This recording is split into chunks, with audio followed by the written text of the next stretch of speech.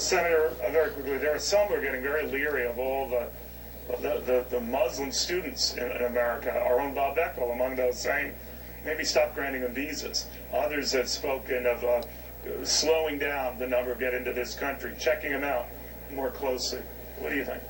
Well, I think we need to be open to changes that provide us more security, first and foremost. I think it was important to understand about, look, I don't like profiling anybody. I don't like singling out anybody or generalizing anything. On the other hand, student visas are not a right. Student visas are something this country does out of generosity. Student visas are something this country does because we figured out it's in our national interest. But you don't have a right to a student visa, and therefore we can place whatever restrictions we want on student visas. I'm not prepared yet to take a firm position on what those restrictions should be. I want to learn about what would have worked and what might have worked to prevent past attacks. For example, some of the 9/11 attackers were on student visas. By the way, they had overstayed those student visas. If we have the kind of entry-exit tracking system that I'm calling for, we would have known that they were here overstaying. Right now, we don't know who the overstays are because we only know when people come in. We don't know if they left or not. We have to change that. That's why I want to see some of these reforms happen. Senator Marco Rubio, thank you very much. Thank you. That's so telling. I don't want to profile anybody, but yeah, let's profile Muslims.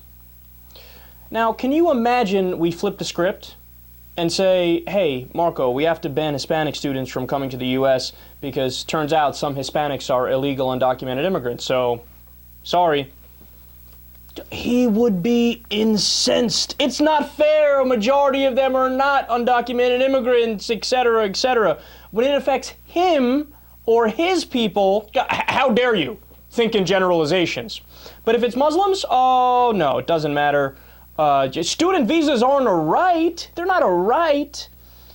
That is the central difference between progressives and conservatives. They are simply more ethnocentric and egocentric. They aren't as capable of sympathizing and walking a mile in somebody else's shoes. Now, it's not all of them, right? And I don't want to sound like them and be too black and white in my conversation here, but the evidence is clear. It is definitely a strong majority because all of the pundits on TV have been saying it, a lot of the politicians have been saying it, and they say it, they don't even realize how hypocritical they sound. And let me give you another example because I think this really paints it well. Could you imagine after the last mass shooting, somebody comes out, calls for profiling white men, or better yet, profiling Republicans? Right? Now, a majority of the mass shootings are done by white men. But let's put that aside, just say Republicans, because a lot of attacks are done by Republicans. For example, you have the guy who shot up the Unitarian Universalist Church because he couldn't get to the list of the liberals destroying America in one of the dumbass's books, right? So he's like, whatever, so I went down the street and killed some liberals in a church. What? The guy who did the mosque arson, for example. Remember, he burnt down the mosque? And there's countless examples, the abortion clinic bombings, the lynching of the census worker, etc., etc. So after looking at all these right-wing attacks, imagine somebody came out and said, well, sorry, look, the evidence is the evidence. We're going to have to start profiling Republicans. What would the response have been? They would say, what are you talking about? Everybody's an individual.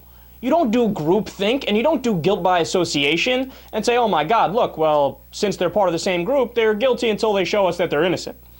No, you don't do that with white people. You don't do that with Republicans. You don't do that in Marco Rubio's case with Hispanic people, even though a lot of the other people in the Republican movement want to do it with Hispanics, right?